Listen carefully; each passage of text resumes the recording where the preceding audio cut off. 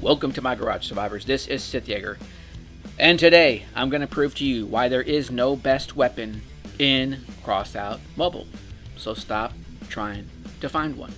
So the other week the devs had a Q&A on Discord, and they actually answered the question that I asked. It was actually kind of surprising and refreshing. So this is what I asked the devs. Why do you have to continuously balance every part in this game? So what if a part is popular? Players can buy it and craft it themselves.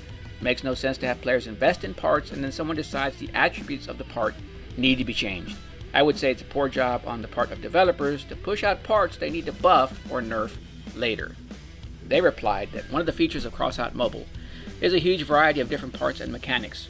Regular balance changes are required in order to maintain this variety. If the game has a number of parts that everyone wants to play with, then everything else basically loses its meaning.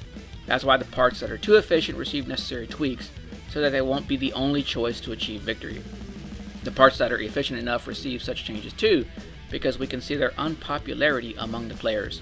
Some of the parts require more skill from a player, so their parameters can also be adjusted. Many of the new parts require prompt tweaks because their true power only becomes apparent only after a number of battles. You would think they would beta test. If a player purchased a part and then his parameters were decreased, it doesn't mean that now the part is useless. First of all, we strive to make the gameplay experience with each weapon unique and interesting. And the choice of the player should be based on how I want to play, and not on which weapon will allow me to win as easily as possible.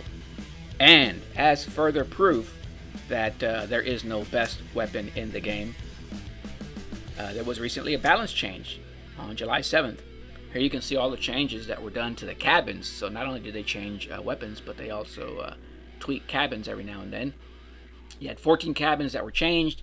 It looks like most of the durability was increased a certain percentage.